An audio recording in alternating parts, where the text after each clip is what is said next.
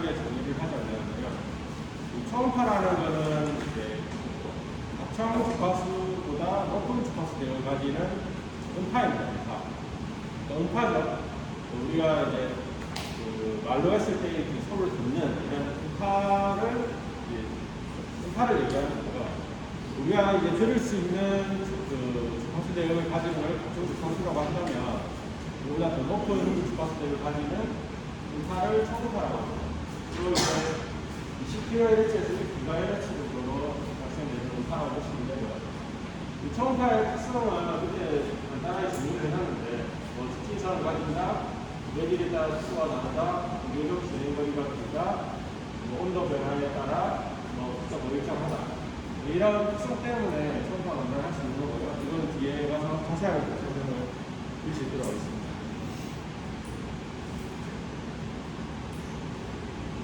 초음파 검사 기법에는 여러 가지로 좀 분류를 할 수 있습니다. 그 중에서 이제 이렇게 분류를 하자면 3D 탐사법이 있고, 사각 탐사법이 있고, 투과법이 있고, 현상법이 있습니다. 3D 탐사법 같은 경우는 이 초음파, 프로브의 진동자, 그 초음파의 진행 방향과 그 소재 표면과 검사 표면과 수직각의 검사하는 것을 시각화법이라고 합니다. 음파를 일사 표면의 수직으로 보내는 것이라고 생각하면 됩니다. 프로브가 여기서 초음파를 수신해서 여기서 받아가지고 다시 수신하는 이런 검사를 시각화법이라고 보시면 될 것 같습니다. 음파를 일사 표면의 수직으로 보내는 것이고, 주로 종파를 사용하는 겁니다. 주단적도 하면서 연결화, 그때 측정, 재료 탄성 측정에 사용하는 겁니다. 우리가 일반적으로 제일 많이 쓰고 있는 사건이죠. 그 다음에 사각형 사법 같은 경우는 음파를 등사직에 보내는 거예요. 이게 수직으로 보낸다고 한다면 사각검사는 등사직에 보낸다고 보시면 될 것 같아요. 그러니까 일사표면과 음파를 등사직에 보내는 것을 사각검사법이라고 보시면 되고, 주로 헬파를 사용합니다. 헬파를 사용하고, 주로 이제 용접부, 그 다음에 관제 내부 결함, 용접부 검사를 할 때 주로 많이 사각 검사를 많이 한다고 보시면 됩니다.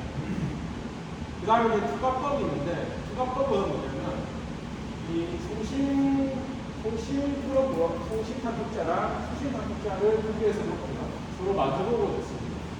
그리고 이 송신 탐독자에서 음파를 발생을 시켜서 반대쪽 수신 쪽에서 탐독자에서 수신을 하는 그런 기법을 보시면 됩니다. 이 같은 경우는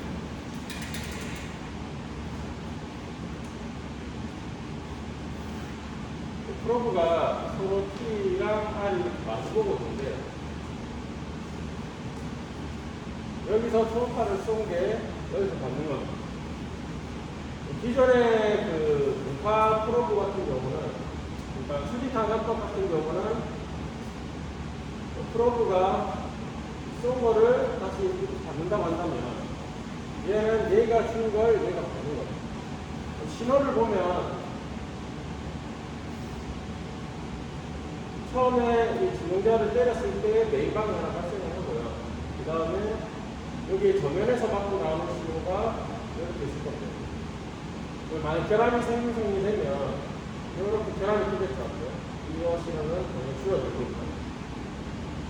결함이 없는 부위에서는 전면만 좀 있다가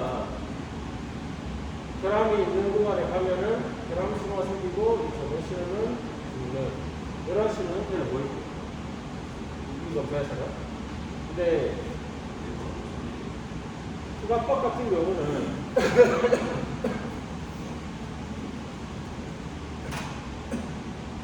신호를 봤을 때 얘는 주는 용도만 하고 얘는 받는 용도만 했습니다. 받는 역할만 합니다. 그다음에 주는 곳에서는 당연히 신호가 없을 거고 받는 곳에서 신호가 생기는데 처음에 메인방이 안에 있을 거고, 얘가 여기 도달해서 얘를 부딪게 되면 당연히 신호가 하나 떠있겠죠. 떠있습니다. 그러다가 만약에 결함이 하나 발생을 하면 결함 부위에 가게 되면 얘가 끝까지 오는 진행을 방해를 하게 돼요. 신호가 약해집니다. 따라서 이 신호가 줄어듭니다. 그러니까 결함이 없을 때는 이렇게 높게 형성되어 있던 신호가 결함 부위를 지날 때 신호가 이렇게 떨어지는 이 현상을 가지고 분사하는 기법을 수학법이라고 합니다. 좀 다르죠?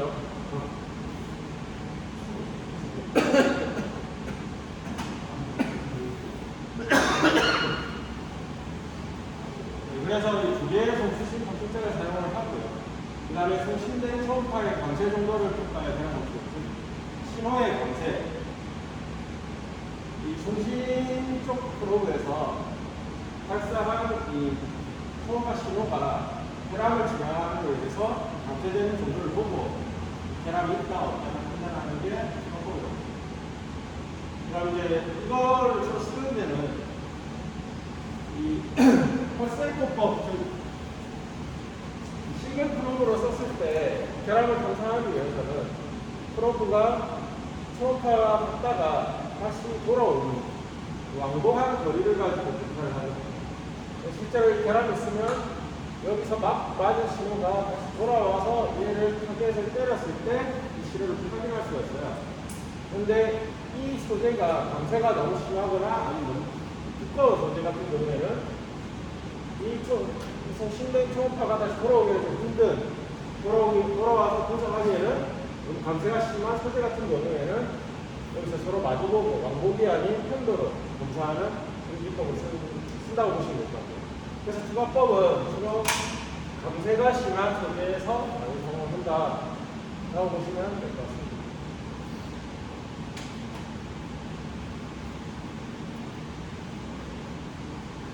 그 다음에 팬덤 기법이 있는데, 팬덤 기법은 두꺼운 소재에서 결함이 표면과 수직으로 나오는 결함, 이 결함을 검사하기 위해 쓰는 기법입니다. 물론 여기서 이제 검사해도 될 것 같은데, 만일에 여기가 접근이 불가능하다 가정 안에서 판단하면 되겠죠. 여기서는 검사가 안 되고, 지금 이 표면에서 검사를 해야 되는데 이 결함을 잡고 싶다. 그러면 이렇게 사각 검사로 이렇게 썼을 때는 초음파가 이렇게 가버릴 겁니다. 그때 여기 프로브를 하나 더 나와가지고 여기 T, 여기 R 또는 이거 바꿔도 상관없겠죠? 여기 R, 여기 T 되죠? 이렇게 검사하는 기법이라고 보시면 두꺼운 소재의 결함이 표면과 수직으로 나왔을 경우를 검사하기 위해 이게 팬덤 기법.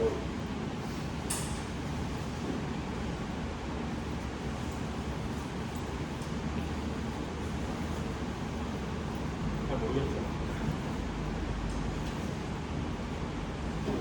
그 다음에 이제 기초 이론에서 보면 음속 주파수 하나 내고 싶게 했어요.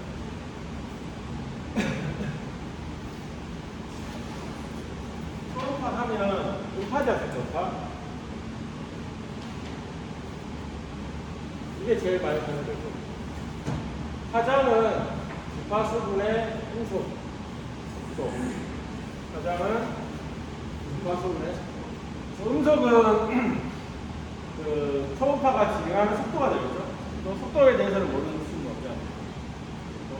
근데 이 초음파 내에서 속도는 이 소재가 정해지면은 정해지게 되어 있습니다.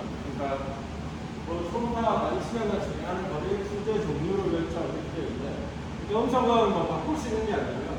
그 특정 소재가 정해지면은 그 속도를 정해져 있습니다. 그 철 같은 경우는 5920, 알루미늄 같은 경우는 2300, 뭐 물 같은 경우는 4380 이렇게 종류의 값으로 정해져 있기 때문에 음속은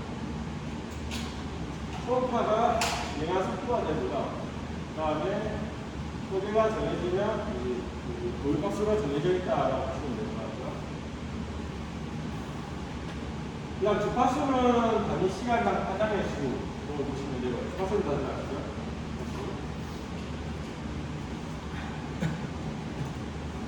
그 다음에 파장은 이제 그 하나의 주기를 형성했을 때 그 파장의 거리, 한 주기의 거리, 즉 산과 산 사이, 볼과 볼 사이의 거리를 얘기하는 거죠.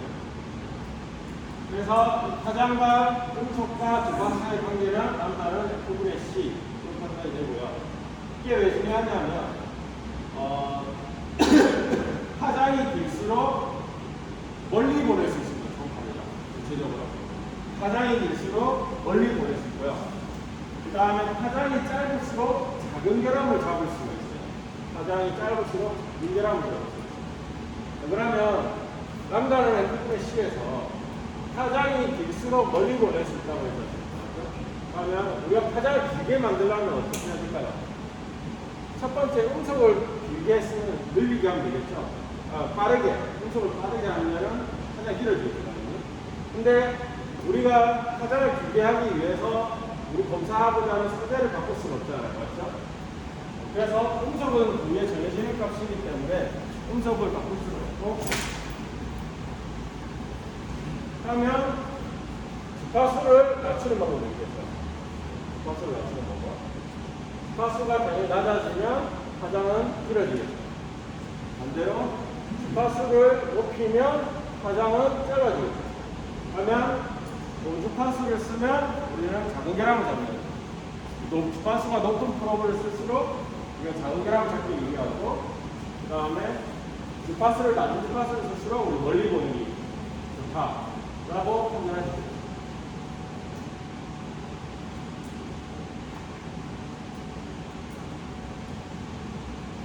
혹시 제 목소리 잘 들리시나요? 네, 들립니다.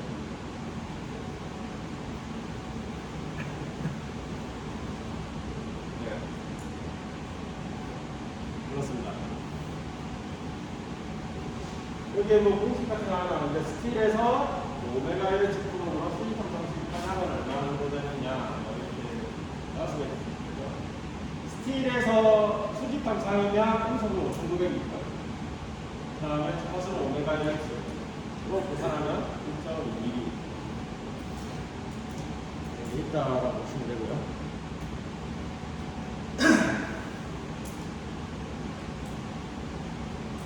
그 다음에 이제 파형이 나옵니다. 종파, 횡파, 표면파 이렇게 나오거든요. 그러니까 종파는 입자의 진동 방향과 파의 진행 방향이 수평인 거.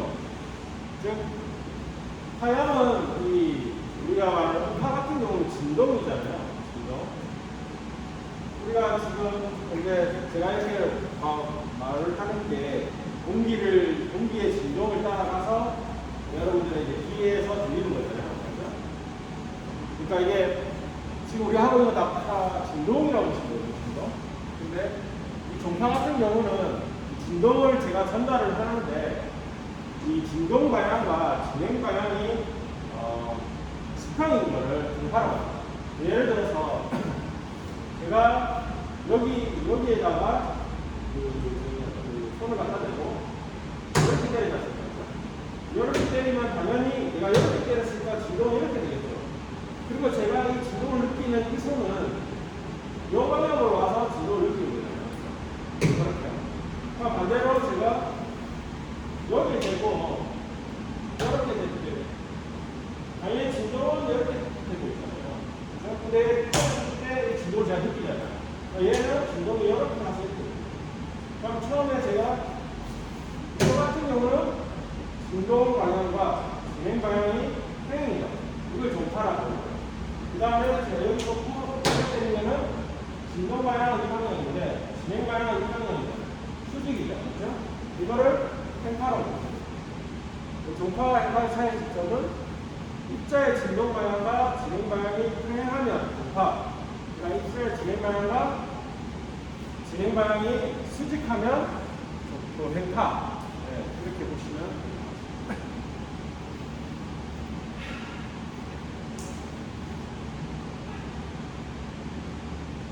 네, 그래서 입자의 진동 방향과 파의 진행 방향이 수평하면 종파라고 보시면 되고요. 속도는 종파, 횡파 중에서 종파가 가장 빠릅니다. 속도는요. 횡파의 한 2배 정도 빠르다고 보시면 되고요. 그 다음에 종파는 고체, 액체, 기체 모두 다 존재할 수가 있습니다. 그 다음에 발생시키기가 제일 쉽고 검사하기가 편리하고요. 출입탐사법에 주로 많이 사용을 합니다.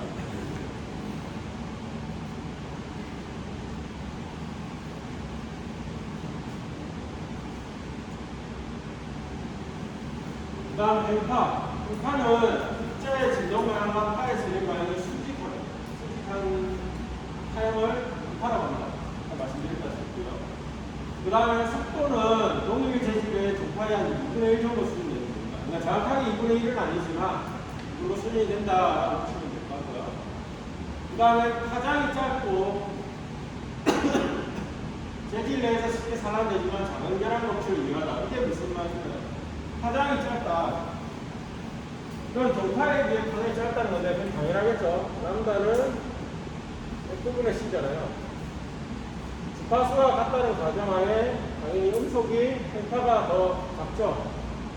자, 종파의 2분의 1 정도 수준 된다고 말씀드렸잖아요. 속도가. 그렇기 때문에 파장이 짧은 거죠. 그래서 파장이 짧으면 작은 결합 검출에 유리하다고 말씀드렸다. 작은 결합을 잡을 수가 있다. 파장이 길면 멀리 보낼 수 있다. 파장이 짧으면 작은 결합을 잡을 수가 있다. 이 내용입니다. 주로 행파는 경사각 방향을 사용을 하고요. 그 다음에 액체, 기체를 존재할 수가 없습니다. 그러니까 행파는 고체에서만 존재할 수 있고 액체, 기체에서는 존재할 수가 없습니다. 이런 특징이 있습니다.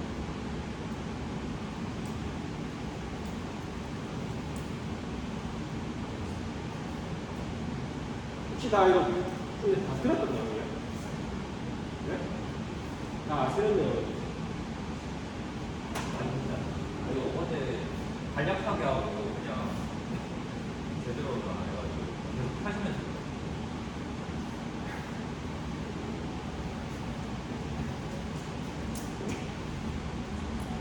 그 다음에 나오는 게 표현파랑 판파인데 판파는 일단 넘어가고요.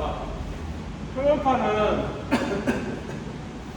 이 표면에서 약 한 파장 정도의 크기의 표면을 따라 진행하는 파라고 보시면 되고 한 파장 내에 유효 에너지 대부분을 가지고 있다라고 보시면 되는데 표현파는 일단 참고사항만 알고 쓰면 될 것 같고 표현파 쓰시는 분 계신가요?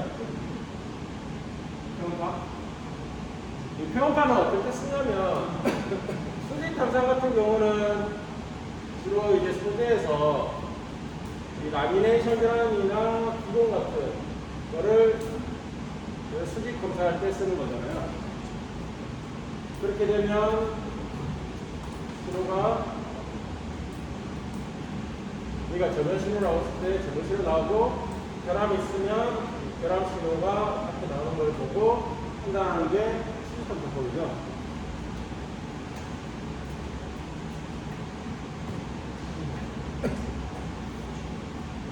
그 다음에 사압탐사법 같은 경우는 주로 용접부에 나 있는 이 결함을 요번에 검사해 가지고 했을 때 신호를 보면 메인각이 나오고 결함이 없을 때는 아무것도 없다가 결함이 있으면 이렇게 나오는 걸 보고 판단하는 게 사압검사죠. 이게 사압검사고요.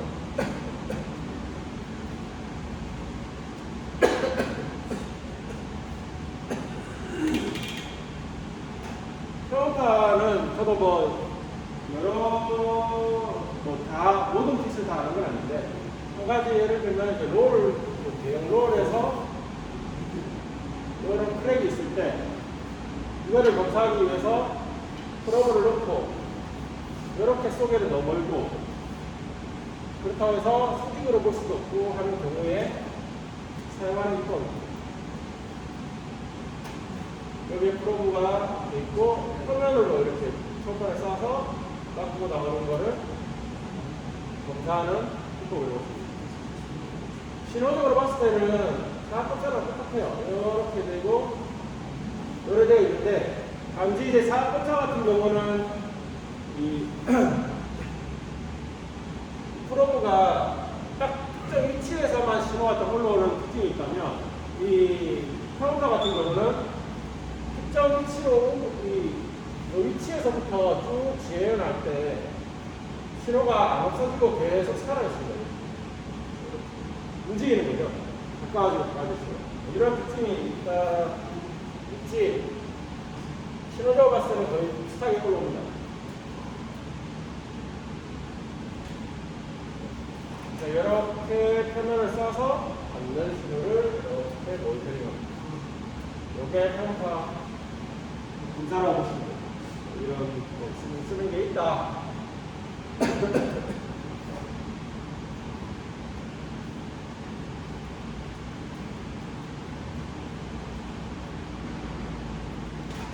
한 판은 저도 안 해봤어요. 한 판은 스케치를 잡을까? 혹시 해보시는 분 계시나요? 이런 표현파라 판타를 가이디드 웨이브라고 하고요. 그 다음에 뭐 수비 탕상, 사화 탕상 이런 거를 볼륨 웨이브라고 많이 쓰는데, 가이디드 웨이브는 저희 주로 이제 서비스 면역, 그러니까 주로 실사용하고 있는 구조물에 대해서 검사할 때 많이 사용을 하는 걸 알고 있어요. 근데 저희는 거의 생산 쪽에서 많이 사용을 하기 때문에 이렇게 접할 기회가 별로 없는 것 같아요. 그 다음에 음장이 나오는데요.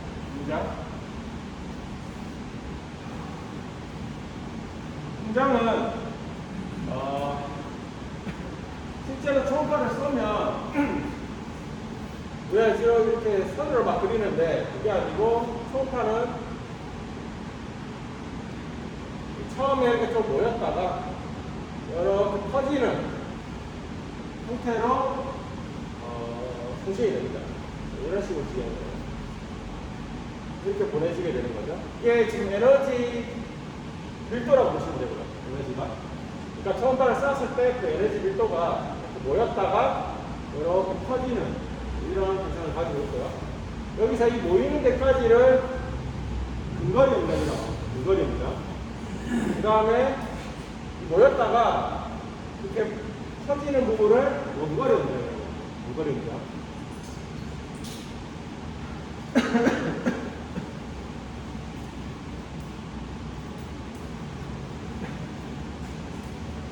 여기서 이제 근거리 음장 같은 경우는 여러 개의 음파들이 반사 현상으로 제품이 소실되는 영역이다라고 하는데, 그게 뭐냐면 이 근거리 음장에서는 이 하나의 그 진동자에서 여러 가지 음파가 동시에 생성이 됩니다. 그래서 때리게 되면 여러 개의 음파가 생기고 이게 중첩이 되면서 이렇게 모이게 되는 거죠, 여기까지는. 그래서 조금 불안정한 부분이라고 보시면 되고요. 그 다음에 원거리 음장부터는 이게 어느 정도 다 모여서 이게 하나의 음파로 방사가 되는 그런 구간이라고 보시면 되고요. 이제 그걸 얘기하는 거고. 그래서 근거리 음장에서 결함은 뭐 여러 개의 음파가 동시 발생할 수도 있다. 근데 음파에서 간섭이 될 수도 있다. 결함의 지시가 여러 개에 나타나서 변할 수도 있다.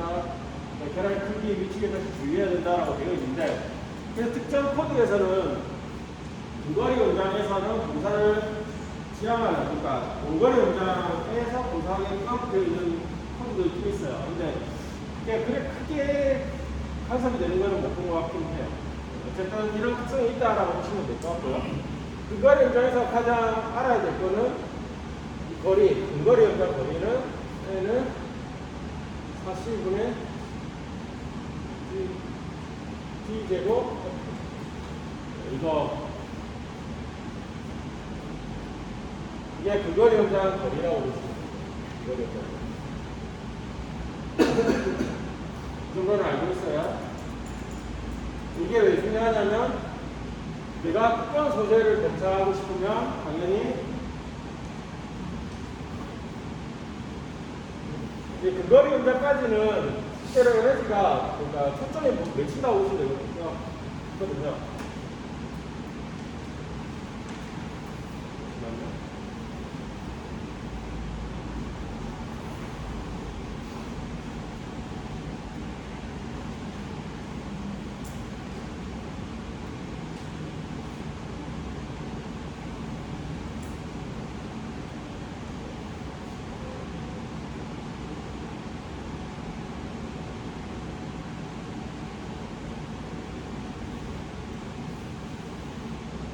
저한테 10분만 더 기다려.